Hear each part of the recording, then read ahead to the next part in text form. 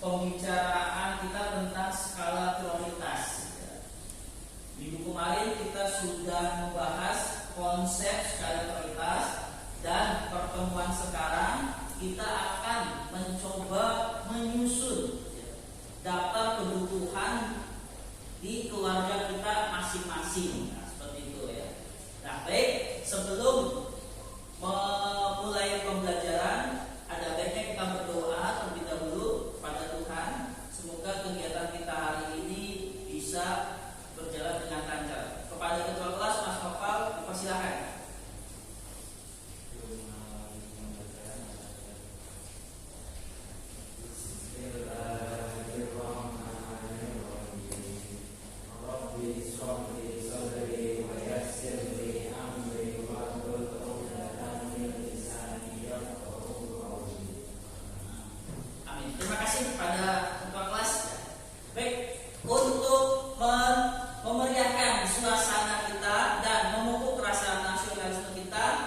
Sejenak kita akan menyanyikan lagu Wajib Indonesia Raya. Untuk itu silakan untuk berdiri.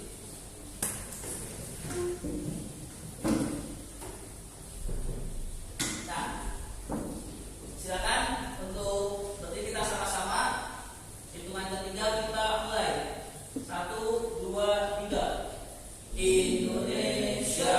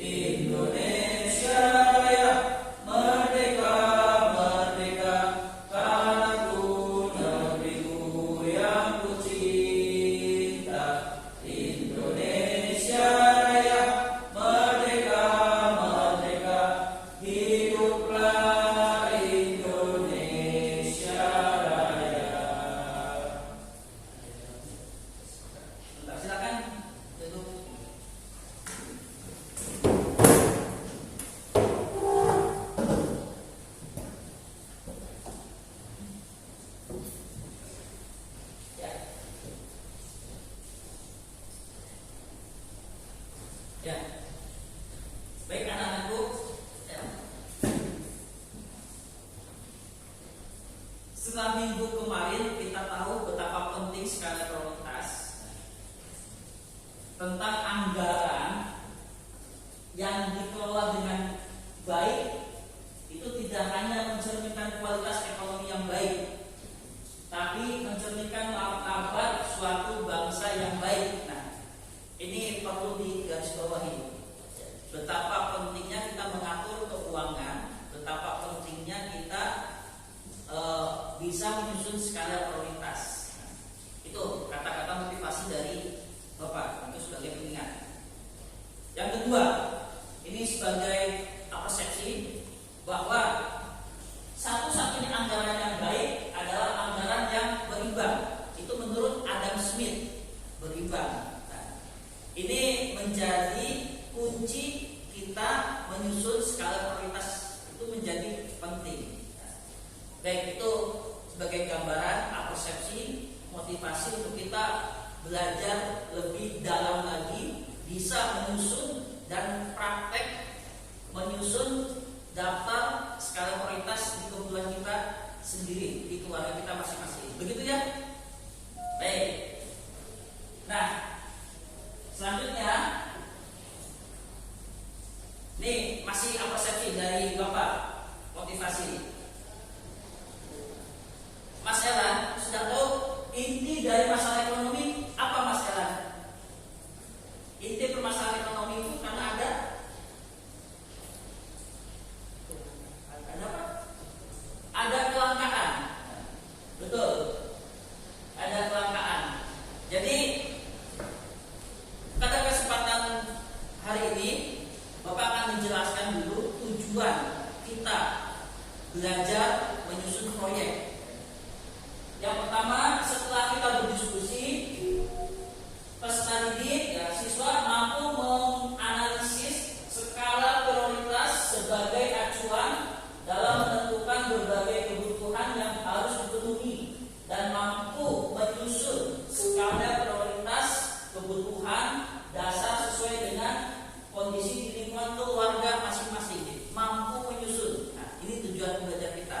Sehingga kita akan praktek bagaimana menyusun daftar skala prioritas yang baik hari ini. Nah, itu kita tujuan. Baik. Sekarang pertanyaan dasar, bagaimana cara menyusun skala prioritas? Nah, ini inti permasalahan, inti pembelajaran hari ini. Bagaimana caranya? Nah, kita akan diskusikan. Baik, sebelum Ustaz kita berdiskusi ya tentang bagaimana caranya dan kalian mempraktikkan.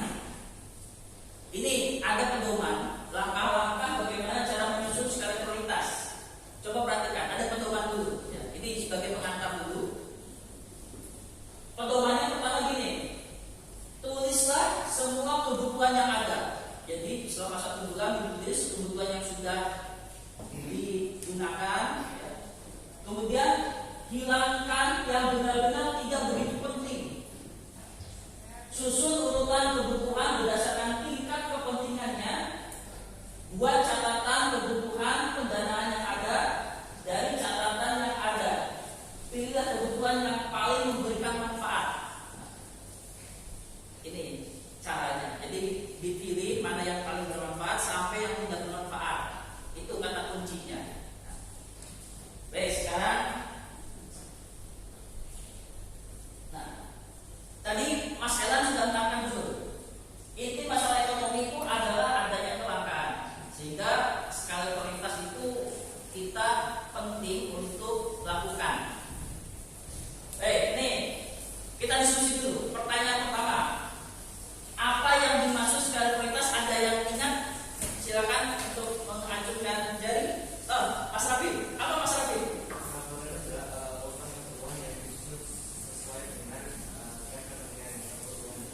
Ulangi urutan kebutuhan yang disusun berdasarkan kepentingan dan kebutuhan secara besar. Berdasarkan ya kepentingan yang mendesak. Bagus, terima kasih. Itu ya Mas, ingat Mas Rafi. Yang kedua, bagaimana terjadinya skala prioritas? Oh ya, dengan Mbak ya.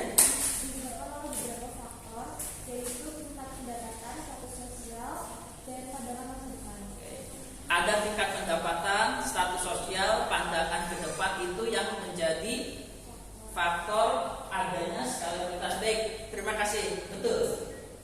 Yang terakhir, apa dampak ekonomi terhadap terjadinya skala prioritas? Kalau kita berhasil menyusun skala prioritas, kira-kira dampak untuk kita apa? Ada yang bisa menjelaskan? Baik, Mbak Zul.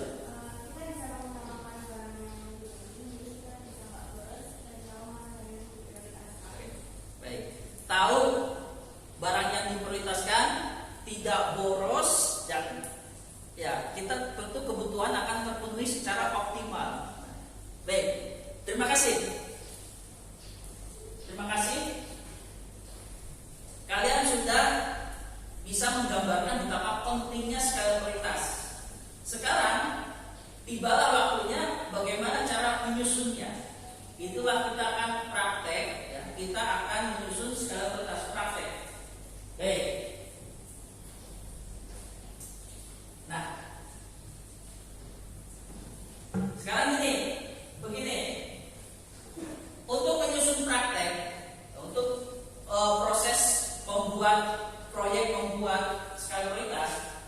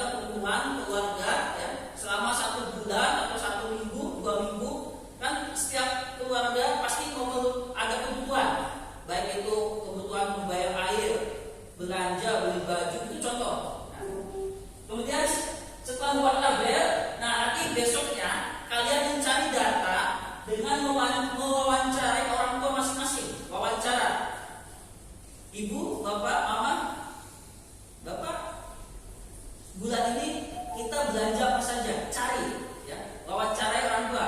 Apakah membeli pulsa, apakah membeli baju, membeli buku, pasti ada ya. Tanya, wawancara. Itu hari Selasa dan Rabu. Bapak berikan waktu 2 hari untuk mencari data. Ya. Kemudian setelah kalian dapatkan data tersebut, ya, nanti hari Kamis kita bertemu. Kemudian dari data yang sudah disusun, kalian kategorisasikan apakah kebutuhan yang nomor 1 itu masuk ke kuadran 1, kuadran 2, kuadran 3, atau kuadran 4. Dikategorikan, dikumpulkan dengan kelompok masing-masing.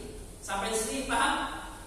Nah, kemudian setelah melakukan penggolongan kategori, baru kalian nanti membuatkan dalam poster, ya, desain matrik, ya, matrik skala kebutuhan keluargaku, ya, daftar kebutuhan. Nah, itu tujuannya apa? Biar kalian tahu bahwa kalau di keluarga kalian itu sudah menerapkan prinsip skala prioritas atau tidak, biar tahu, ya. Seperti itu gambaran proyeknya, ya. Baik, hari ini kita persiapan untuk proyek tersebut, ya. Akan dimulai dengan Bapak akan membagikan LKPD terlebih dahulu, baik ya.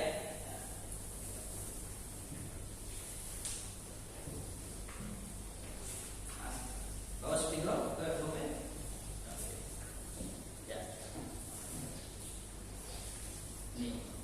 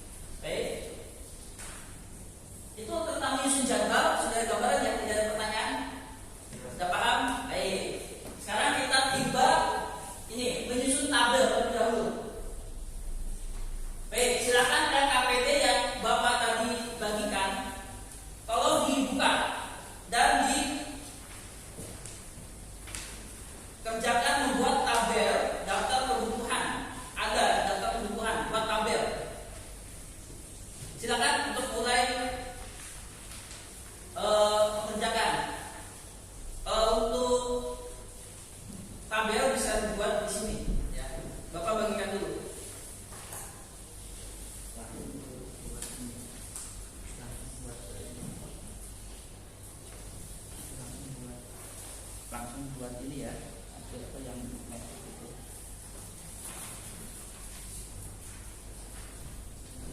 Sudah. Ada yang membutuhkan alat tulis spidol barangkali di sini? Ya. Baik, ini boleh. Nah, silakan di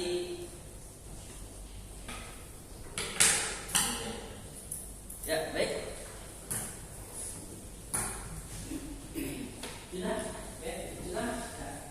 Baik, silakan dicoba disusun tabel dulu langkah pertama.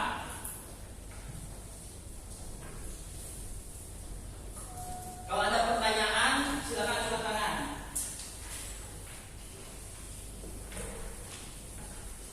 Tabel untuk menyusun kebutuhan di keluarga masing-masing dicatat, dibagi ke 4 kuadran. Nah, itu.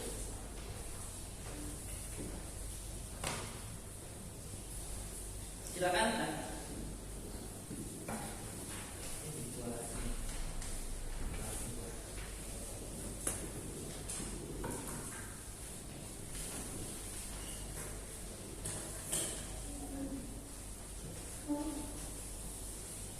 Ya, Anda dibuat dulu tabel, kemudian dimasuk dikategorisasikan buat tabel.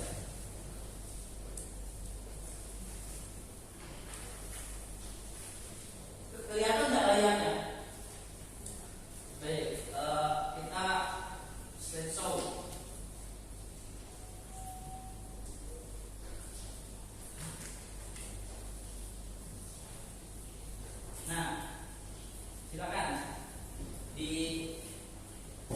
membuat tabel.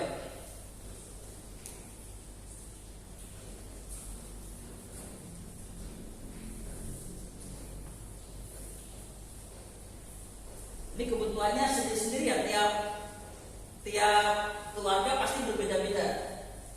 Makanya ini tugas mandiri.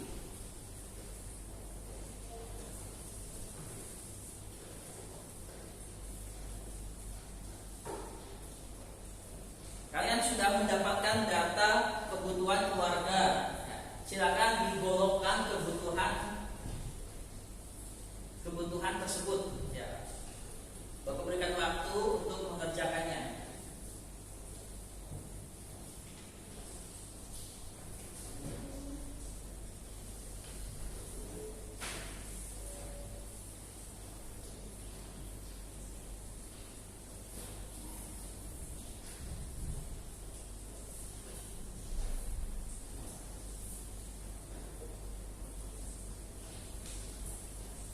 Ada kesulitan? Belum? Ada kesulitan?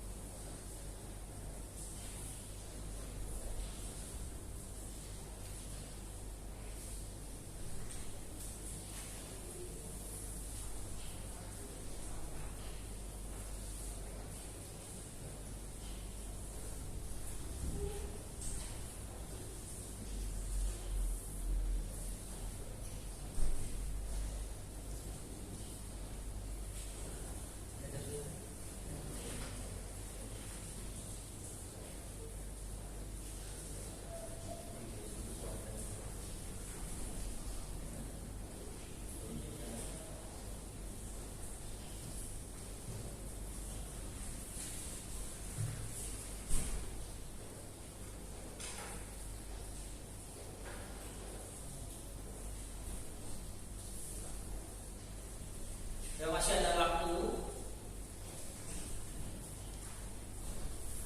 Silakan data yang sudah dikumpulkan untuk dikelompokkan. Data yang sudah dikumpulkan dikelompokkan berdasarkan kategorinya.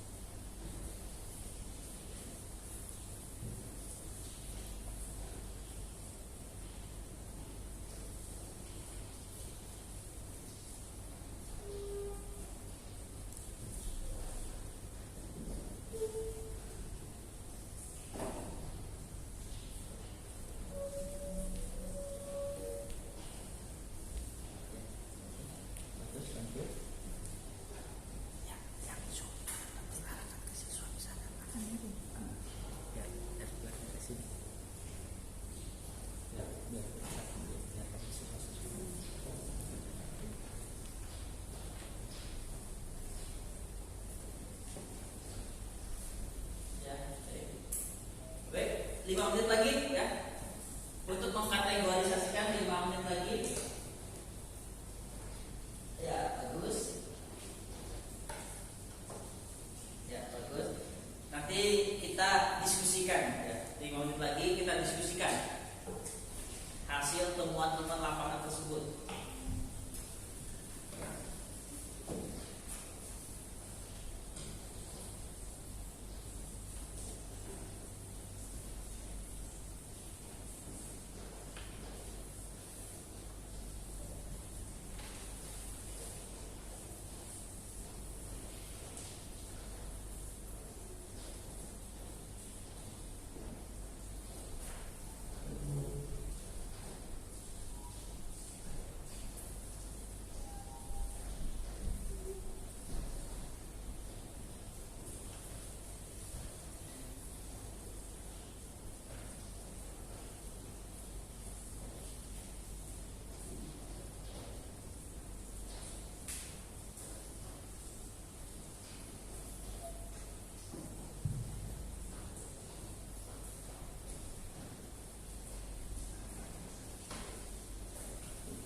Ya, sudah? Oke, baik. Sekarang kita diskusikan hasil temuan di lapangan yang kalian temukan di keluarga masing-masing ya, tentang temuan kebutuhan di keluarga. Coba Mas Noval, apakah menemukan di keluarga itu ada kebutuhan kategori penting dan mendesak? Mas Noval menemukan apa saja kebutuhan yang di keluarga Mas Noval penting dan mendesak? Di keluarga saya yang penting dan mendesak pertama pasti sembako. Oh iya. Kemudian membeli pakaian yang sudah sobek. Sembako, pakaian ya, yang sudah sobek diganti ya. Kemudian kalau untuk saya sendiri menyiapkan ujian untuk Baik, ujian kan ya, belajar karena akan ada ujian ya. Itu menjadi penting dan mendesak bagi Mas Noval dan keluarga ya. Baik, terima kasih atas temuannya Mas Noval. Sekarang Bapak berganti ke Mbak Maulia ya. Apakah menemukan Mbak Maulia di rumah itu kebutuhan yang tidak penting tapi mendesak? Menemukan? Apa? Minuman teh, kopi. Baik, bagus ya. Minuman teh dan kopi ya. Tidak penting, tapi mendesak ya. Mendesak kalau tiba-tiba ketika mau membaca ingin minum kopi, ya ada kopi ya. Ya, tidak mendesak, tapi tidak penting tapi mendesak ya. Bagus. Mbak boleh menemukan di keluarganya ada teh, kopi, ya. Dan apa tadi? Kotak makan. Nah, kotak makan. Nah, baik. Sekarang Bapak ke Mas Rafif. Apakah Mas Rafif menemukan ketika wawancara dengan orang tua ada kebutuhan yang penting tapi tak mendesak? Penting, tidak mendesak. Ini yang kita bisa seperti kan ada teman yang telepon atau segala macam itu, tapi tidak terlalu penting begitu. Tapi mendesak tidak terlalu. Ya, Mas Raffi sedang melakukan sesuatu, sedang belajar gitu ya, sedang belajar tiba-tiba ada telepon. Itu kalau memang telepon dari teman bisa belajar terlebih dahulu itu nanti ya, tidak yang penting tapi tidak mendesak gitu ya. Menemukan teman yang telepon ketika Mas Raffi belajar. Ya, seperti itu. Baik, temuan yang bagus. Satu lagi, adakah yang menemukan tidak penting dan tidak mendesak? Ya. Baik, Mbak. Yang tidak penting dan tidak mendesak menemukan apa di contohnya? Scroll sosial media. Oh iya. Terus? Facial tiap bulan, perawatan facial itu ya, perawatan wajah. Oh iya. Beli baju dengan model apa? Ya, itu jadi pengalaman ya. Baik. Itu yang diambil baik. Terima kasih. Tepuk tangan buat kalian yang sudah menemukan data-data di lapangan terkait dengan kebutuhan, yaitu data real. Nah, kalian sudah bisa untuk mengkategorisasikan. Nah, baik, sekarang begini. Nah, Bapak mau minta tanggapan tadi yang menemukan tidak penting dan tidak mendesak, ada scroll wifi, scroll sosial media, ya, scroll sosial media, mohon maaf. Minta komentar Mas Nova, betul nggak yang ditemukan yang tadi itu termasuk kategori tersebut, betul? Sangat betul sekali, karena scroll media kan membuang waktu. Scroll media itu buang-buang waktu dan tidak penting, ya, tidak penting dan tidak mendesak. Berarti betul temuannya, mengkategoriskan, betul, sangat betul. Terima kasih. Baik. Sekarang Bapak mau tanya, ya, tadi menemukan sembako, Mas Nova menemukan sembako, dimasukkan ke kelompok kuadran 1 yang penting dan besar, betul nggak, Mbak?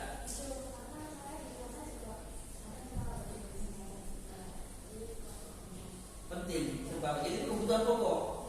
Berarti yang dikategorikan tadi Nova sudah betul, kelompok sembako di kelompok kuadran 1 sudah betul.